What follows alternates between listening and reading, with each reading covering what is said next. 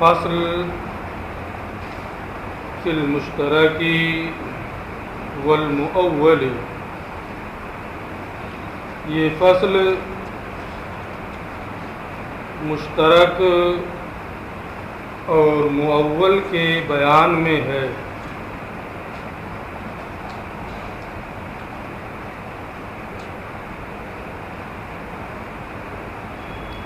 شروع درس میں جہاں عام کی بحث شروع ہوئی تھی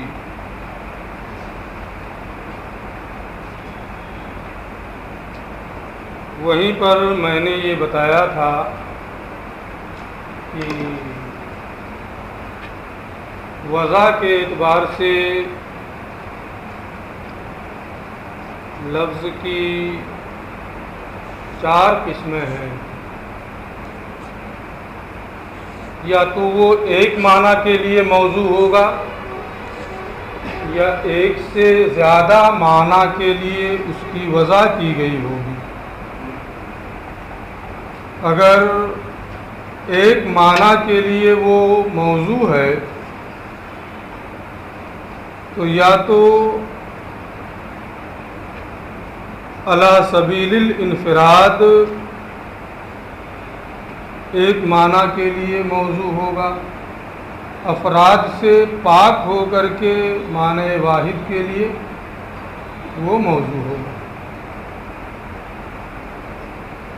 کیا بات کر رہا ہے؟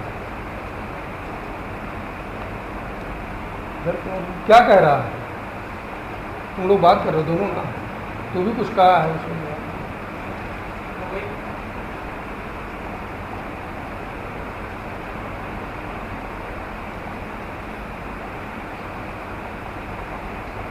افراد سے پاک ہو کر کے معنی واحد کے لیے اس کی وضع ہوئی ہو، یا علی سبیل الانتظام علی وجہ الشمول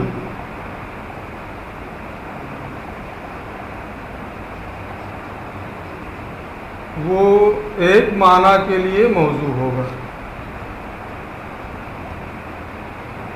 افراد ایک معنی کے لیے موضوع ہوگا، افراد کے درمیان شمول کے طریقے پر. پہلی قسم کو خاص اور دوسری قسم کو عام کہتے ہیں. یا پھر کئی معنی کے لیے اس کی وضع ہوئی ہوگی. اگر چند معنی کے لیے لفظ کی وضع ہوئی ہے تو یا تو ان معانی مختلفہ میں سے کوئی ایک معنی تعویل سے راجح ہو جائے گا، یا کوئی ایک معنی راجح نہیں ہوا ہوگا.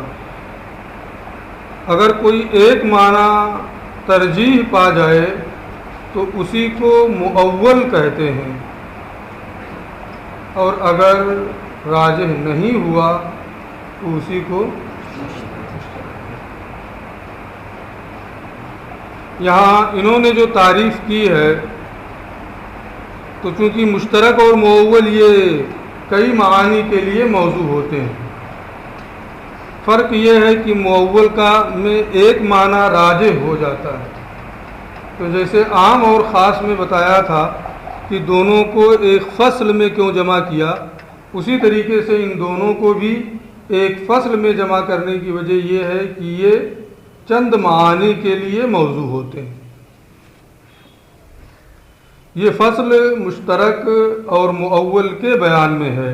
المشترک مشترک ما وضع لمعنیین مختلفین او لمعان مختلفۃ الحقائق. مشترک ایسا لفظ ہے جسے دو یا دو سے زائد ایسے معانی کے لیے وضع کیا گیا ہو جن کی حقیقتیں الگ الگ ہیں. مختلفۃ الحقائق. مشترک وہ لفظ ہے جسے دو مختلف معنوں کے لیے، یعنی دو مختلف الحقیقت معنوں کے لیے یا چند مختلف الحقائق معانی کے لیے جسے وضع کیا گیا. اسی کو میں نے اردو کے مطابق تعبیر کرتے ہوئے کہا کہ جسے دو یا دو سے زائد معانی کے لیے، دو یا دو سے زائد معانی کے لیے، زائد ایسے معانی کے لیے وضع کیا گیا ہو جن کی حقیقتیں الگ الگ ہیں، اور یہ وضع ایک ساتھ نہیں ہوتی ہے، بلکہ ایک مرتبہ ایک معنی کے لیے وضع کیا گیا، پھر دوسری مرتبہ دوسرے معنی کے لیے. واضح بھی الگ الگ ہوتا ہے، واضح بھی مشترک کا الگ الگ ہوتا ہے. اگر ایک ہی واضح ہو تو ایسی صورت میں یہ ضروری ہوتا ہے کہ معنی اول کا نسیان ہو چکا ہو، یعنی اس سے ظہور اور نسیان کے ساتھ معنی ثانی کے لیے وضع کرے. شخص واحد کی جانب سے اگر وضع ہوتی ہے تو اس کو یہ بولا جاتا ہے کہ معنی اول کو چھوڑ کر کے اب دوسرے معنی کے لیے اس کو وضع کیا، اس کو بھول گیا. یا پھر متعدد افراد وضع کرتے ہیں، اس میں یہ ساری بحثیں نہیں ہیں، بعد میں یہ ساری قیدیں آئیں گی. جب یہ قیدیں آئیں گی تو وہاں پڑھ لیجئے گا. قیدیں میں نے بتا دی کہ شخص متعدد افراد کی جانب سے وضع ہو، ایک ہی فرد کی جانب سے اگر وضع ہے تو پہلے والے کے نسیان کے ساتھ معنی ثانی کے لیے وضع ہو.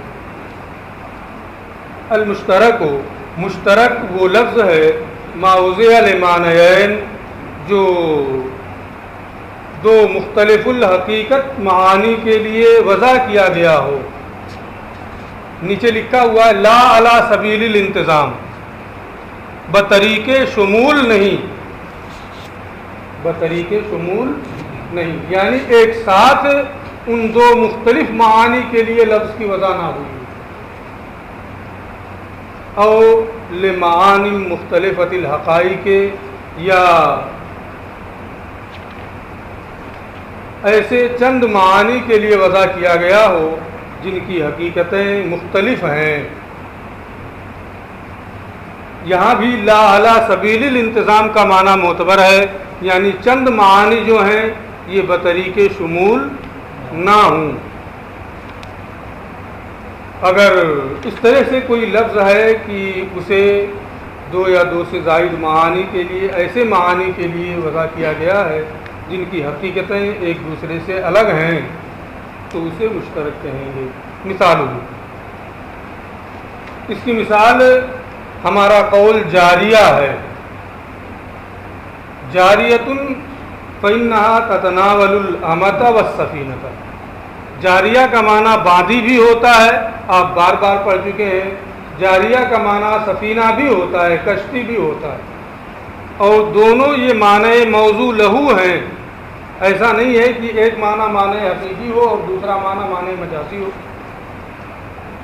جیسے اسد کا ایک معنی شیر اور ایک کا معنی بہادر آدمی، لیکن ان میں دونوں حقیقی معنی نہیں ہے، بلکہ ایک شیر کے معنی میں یہ حقیقت ہے، بہادر آدمی کے معنی میں یہ کیا ہے؟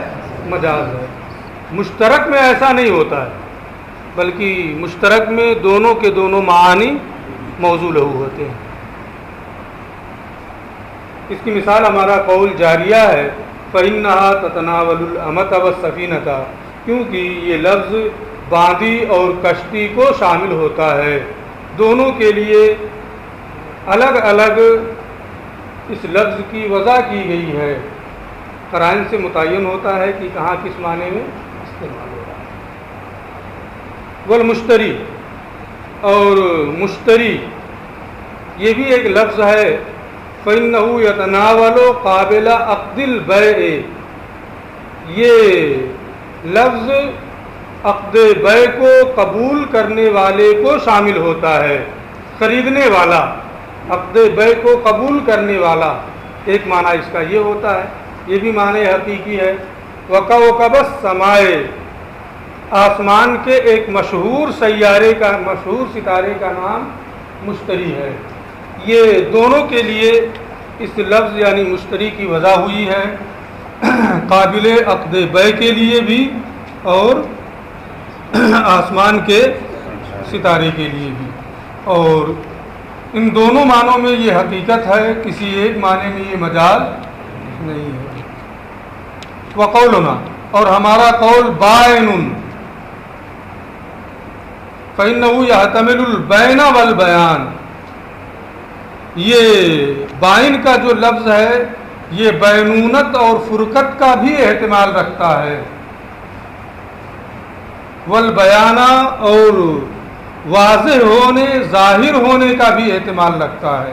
یعنی ان دونوں معنوں کے لیے اس لفظ کی وضع ہوئی ہے، بین کے لیے بھی، فرقت و جدائی کے معنی کے لیے بھی، اور بیان یعنی وضاحت اور ظہور کے معنی کے لیے بھی. وہ لفظ جو چند دو معانی کے لیے موضوع ہو اس کی انہوں نے مثال دے دی ہے، اور چند معانی کے لیے موضوع ہو اس کی مثال یہاں پر نہیں دی گئی ہے، کہیں نہیں آ رہی. اس کی مثال ہے عین، اس کی مثال ہے عین. جاسوس بھی اس کا معنی ہوتا ہے، چشمہ بھی اس کا معنی ہوتا ہے، اور سورج بھی اس کا معنی ہوتا ہے، سونا بھی اس کا معنی ہوتا ہے، آنکھ بھی اس کا معنی ہوتا ہے، اس کے علاوہ اور بھی بہت سارے.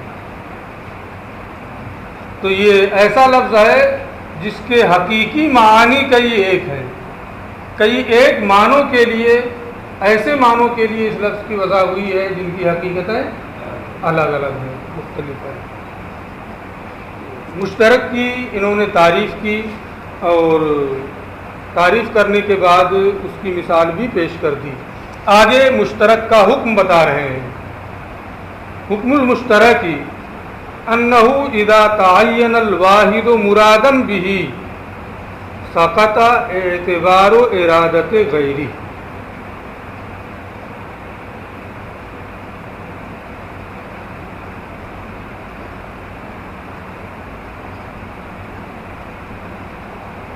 مشترک کا حکم، کیونکہ مشترک مختلف الحقائق معانی کے لیے موضوع ہوتا ہے، ایسے معانی کے لیے کہ جن کی حقیقتیں الگ الگ ہیں، تو ان تمام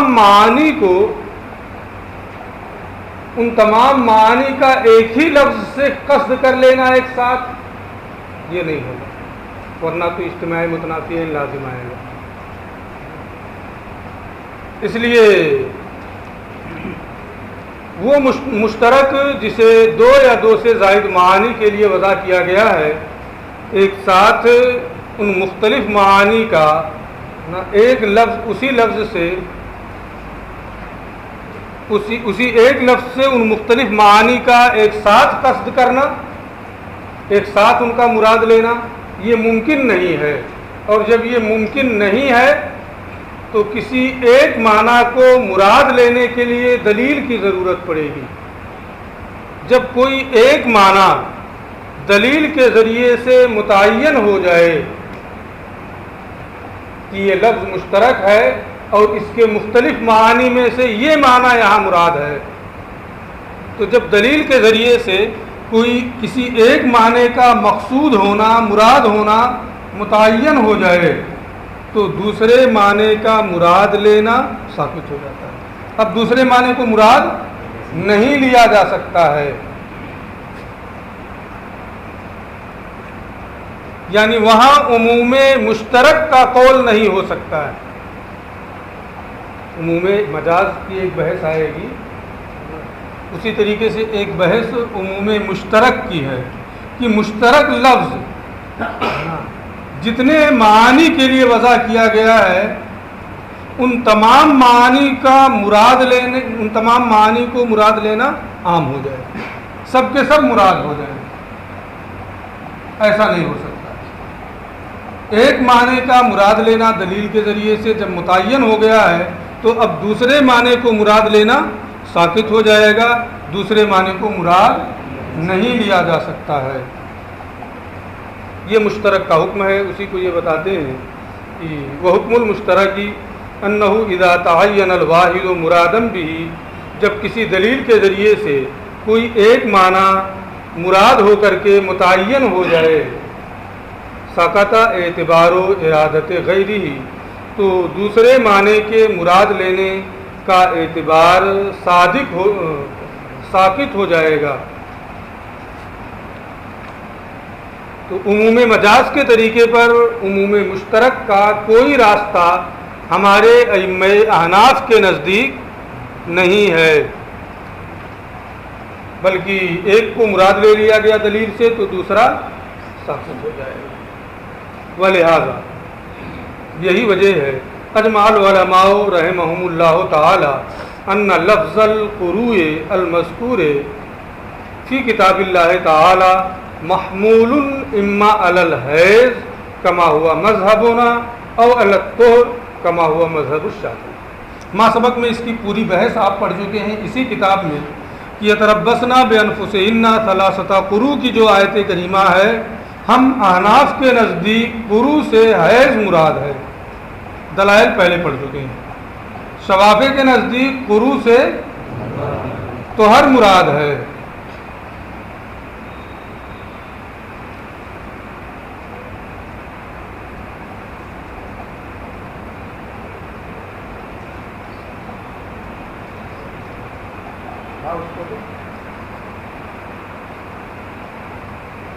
کیا کر رہے ہیں؟ تمہارا نام لکھ کے ہم پرنسپل کے یہاں بھیج دیتے ہیں، اس کو ہے نا؟ کیا نام ہے تمہارا؟ کیا نام ہے؟ کیا بتا رہا؟ ثاقب پورنیا، ثاقب رامپور۔ تمہارا نام ہم لکھ کے بھیج دیتے ہیں، نشان لگا دیتے ہیں، ایسے پڑھو گے۔ ارے سو رہا ہے تو کہہ رہا ہے ویسے بیٹھے ہیں، ہم اٹھ کر کے دیکھے نہیں ہیں۔ کیا 3 مرتبہ ہو گیا ایک دن درس گاہ، کہ تیسری مرتبہ بولنا، ایک مرتبہ کتاب کے لیے، دوسری مرتبہ بات کرنے کے لیے، تیسری مرتبہ سونے کے لیے۔ صرف تمہیں کو پڑھانا ہے درس گاہ میں؟ کتنے لوگ بیوقوف بن کر کے یہاں بیٹھے رہیں گے؟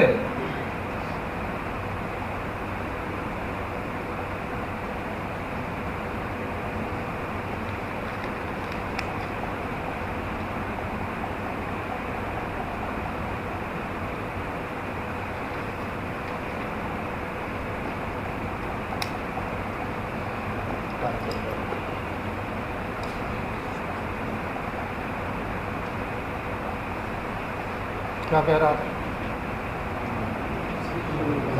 امام شافعی رحمۃ اللہ تعالی علیہ کے نزدیک قروء سے طہر مراد ہے۔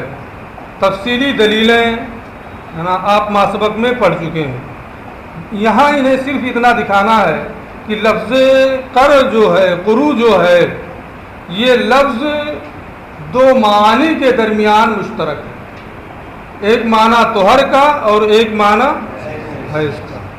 جب 2 معنوں میں یہ لفظ مشترک ہے تو دلائل کے ذریعے سے ان 2 معنوں میں سے کوئی ایک معنی جب متعین ہو جائے کہ یہ معنی مراد ہے تو اب دوسرے معنی کو مراد نہیں لیا جا سکتا ہے۔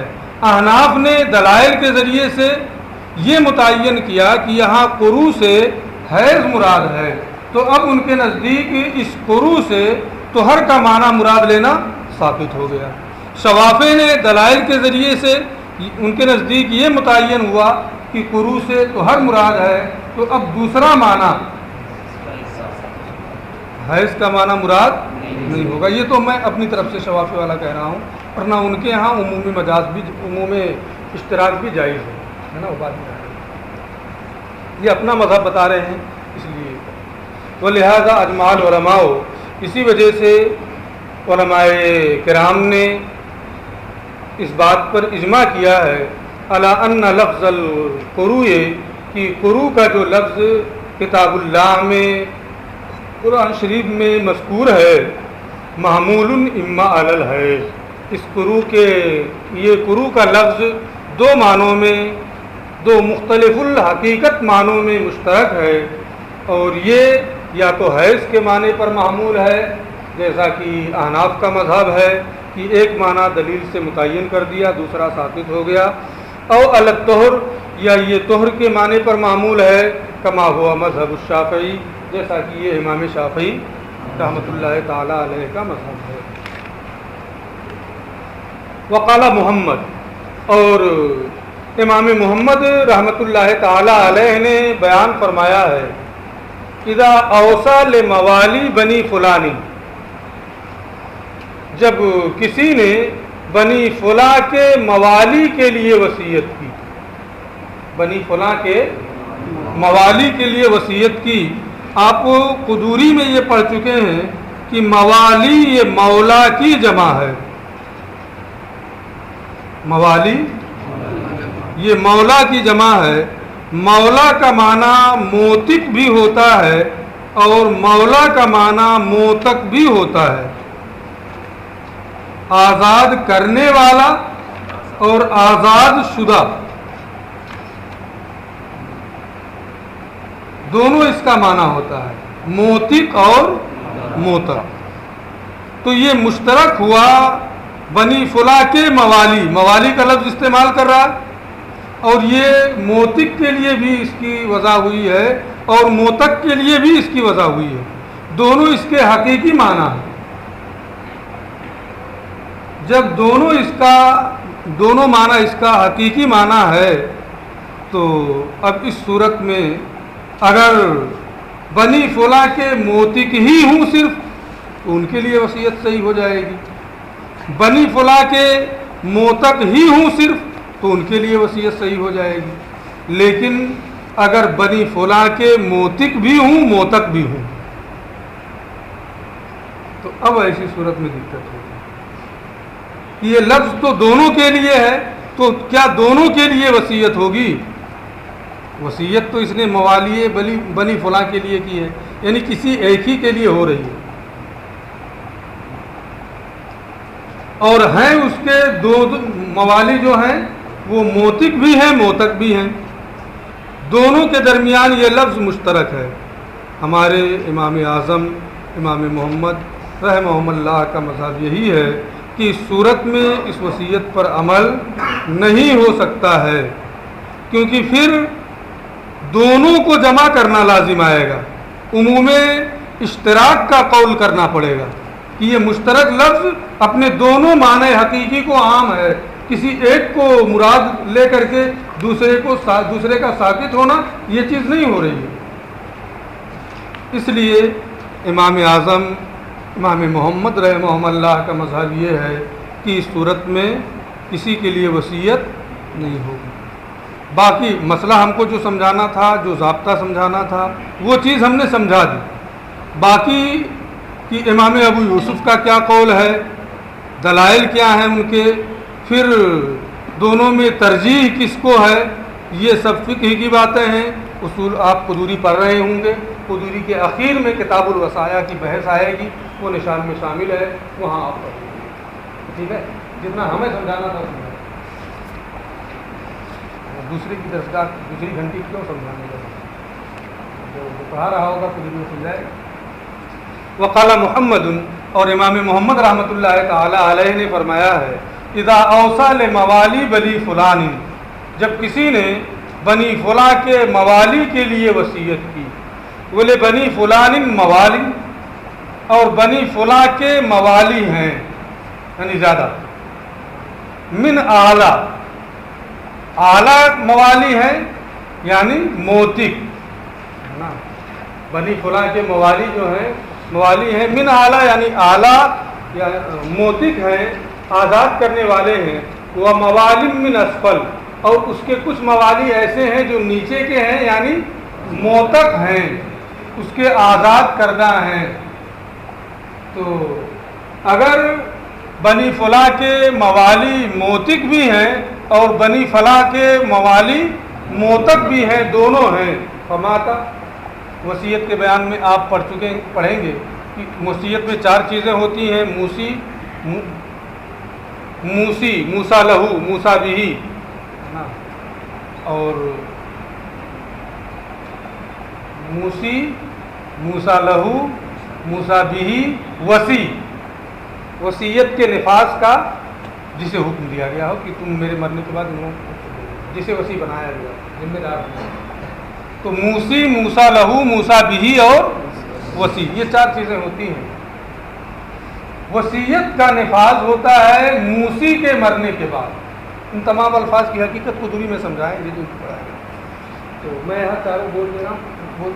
فماتا، وصیت کا نفاذ کم ہوتا ہے. میں نے وصیت کر دی اپنی اس کتاب کی کسی کے لیے،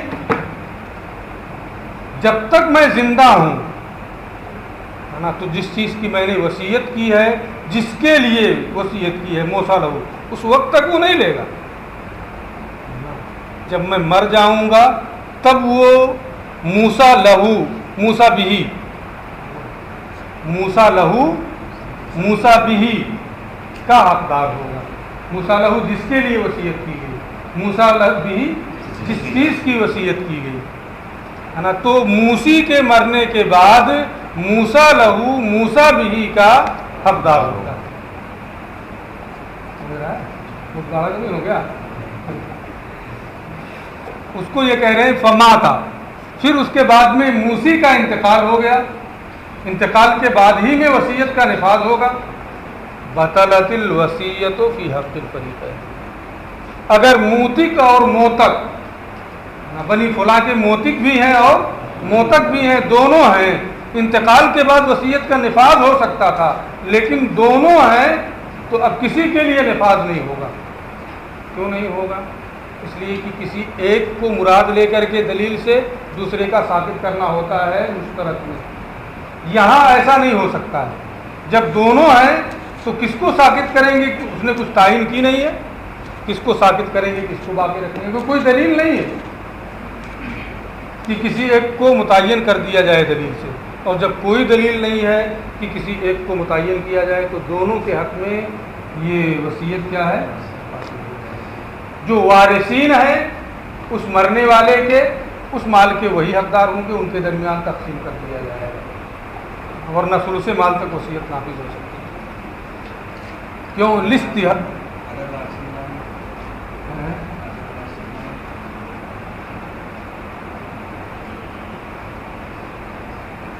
وارثین کے کئی درجے ہوتے ہیں. ایک اصحاب فرائض کا، میت کے ترکہ سے کئی حقوق متعلق ہوتے ہیں. جیسے یہ ہے کہ پہلے اس کی تجہیز و تکفین کی، پھر اس کے بعد میں اس کا دین ادا کیا جاتا ہے، اس کے ذمہ دیتا ہے. اس کے بعد دین ادا کرنے کے بعد پھر ثلث مال سے اس کی وصیت ادا کی جاتی ہے، اگر تہائی تک وصیت جائے گی. پھر اس کے بعد میں وارثین کے درمیان بچا ہوا مال تقسیم کیا جاتا ہے. اب وارثین کے درمیان وارثین کی بھی کئی صورتیں ہوتی ہیں. اصحاب فرائض ہیں جن کا حصہ کتاب اللہ اور سنت رسول اللہ میں متعین نہ، ان کو دیا جاتا ہے. اگر وہ نہیں ہے تو اسباط ہوتے ہیں کہ حصہ نہیں متعین ہے لیکن اصحاب فرائض کی عدمی موجودگی میں پورا مال، ان کی موجودگی میں بچا ہوا مال لیتے ہیں، ان اسباط کو دیا جاتا ہے. اگر اسباط بھی نہیں ہے تو اور اصحاب فرائض ہیں، مال بچ گیا تو رد کیا جاتا ہے.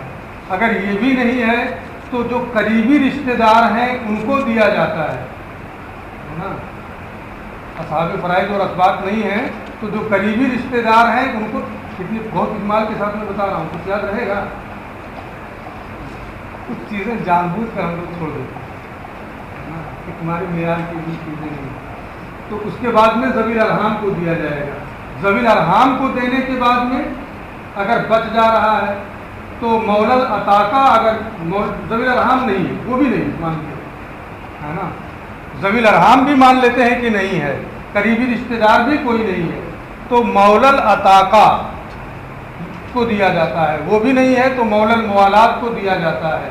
وہ بھی نہیں ہے تو مقرلہ بالنسب کو دیا جاتا ہے. مقرلہ بالنسب کا بیان اس لیے جگہ آیا کرتی ہے.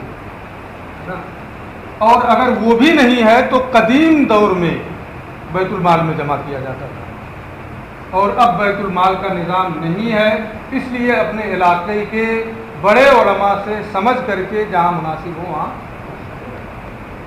ٹھیک ہے، اتنی تفصیل اس میں تھی. اور پتہ نہیں کتنا یاد رہے گا کتنا یاد نہیں رہے گا، اس لیے اس کو میں نے جان بوجھ کے چھوڑ دیا۔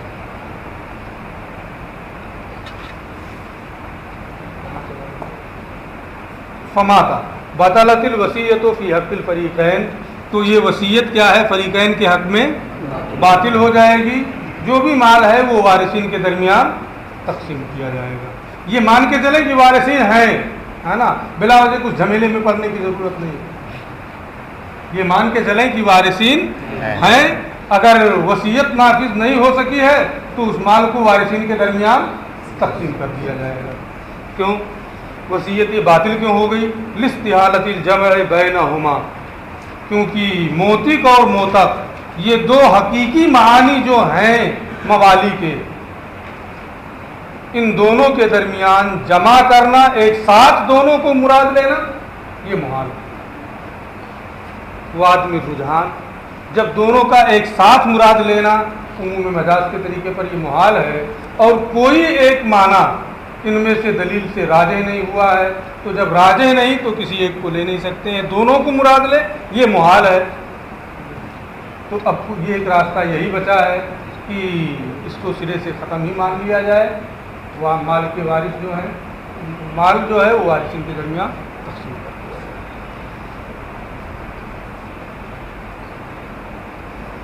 وقال ابو حنیفہ رحمہ اللہ تعالی، امام اعظم ابو حنیفہ رحمۃ اللہ تعالی علیہ نے فرمایا ہے، اذا قال لزوجتی، یہ مسئلہ آپ پڑھ چکے ہیں قدوری میں، ہے نا، اب اس کو نہیں سمجھنا ہے، قدوری میں کتاب الزیہ ایمان سے پڑھ رہے ہیں، یہ مسئلہ کتاب النکاح کتاب الطلاق کا ہے، اس کو تو پڑھ ہی چکے ہیں۔ جب شوہر اپنی بیوی سے کہے انت علیہ مثل امی، تو مجھ پر میری ماں کی کے مثل ہے،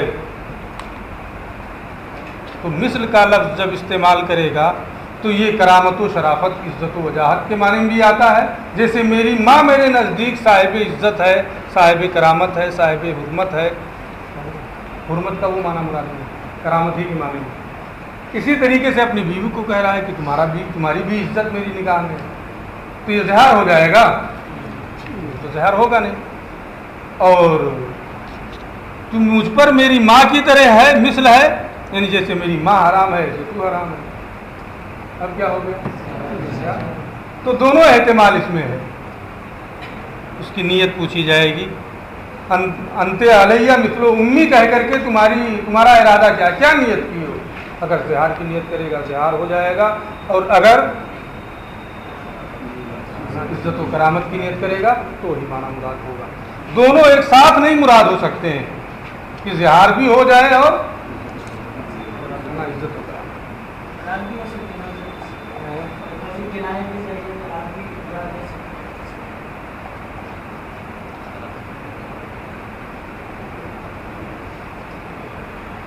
ہاں، کنایا کے لیے الفاظ کنایا سے طلاق مراد لے سکتے ہیں، لیکن یہ کنایا نہیں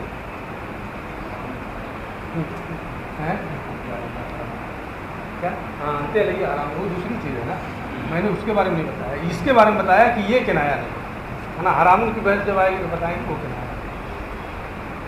انتے علیہ مثل امی، تو مجھ پر میری ماں کی طرح سے ہے، لا یکون مظاہرن، تو یہ بغیر نیت کے اظہار کرنے والا اس کو نہیں مانا جائے گا۔ کیوں؟ لأن اللفظ مشترک بین الکرامت والحرمت، کیونکہ یہ لفظ کرامت و شرافت اور حرمت کے معنی میں، یہاں حرمت حرام ہونے کے معنی میں، جیسے ماں حرام ہے ایسے تو حرام ہے، دونوں معنوں کے درمیان مشترک ہے۔ فلا یترجح جہت الحرمت الا بالنیہ، تو حرمت کی جہت جو ہے یہ نیت کے بغیر راجح نہیں ہوگی۔ کسی ایک کو مراد لینے کے لیے نیت کا ہونا ضروری ہے، جو وہ نیت کرے گا وہ معنی مراد دیا جائے گا۔ اچھا، اس میں وہ آیا نہیں کنایا والا،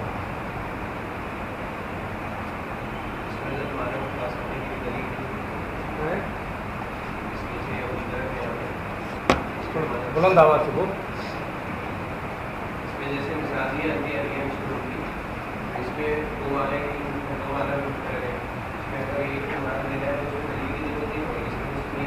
نیت ہی دلیل ہے، اور اس کے علاوہ کوئی دلیل اس کی نہیں ہو سکتی۔ جو وہ کہہ رہا ہے اس کا کہنا ہی دلیل ہوگا۔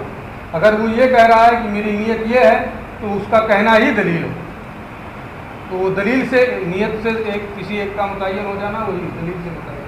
پہلے والی صورت میں کیا تھا، انا جان سے شبہات ان کو ہو رہا ہے کہ جب اس نے یہ اوصال موالی بنی فلانی، اور اس نے اپنے اس قول موالی کی وضاحت نہیں کی میری مراد کیا ہے، مر گیا تو اب کہاں قبر میں جائیں گے اس سے متعین کرانے. وہاں چونکہ کوئی صورت ہی نہیں ہے کہ اب اس سے متعین کرا سکیں، تو ترجیح کی کوئی صورت نہیں، اس لیے وہ ثابت ہو گیا، سرے سے ختم. لیکن یہاں کیا ہے، اس نے کہا ہے انت علیہ مثل امی، تو مجھ پر میری ماں کی طرح سے ہے. تو اب زندہ ہے وہ نا، زندہ ہے تو اس سے کا جو نیت اپنی بتائے گا وہ اس کی نیت مطابق ہو جائے گا. اور اگر مر گیا ہے یہاں تو ویسے اس کی بیوی نہیں رہی، طلاق وغیرہ یا زہار وغیرہ مانگنے کی ضرورت کیا ہے.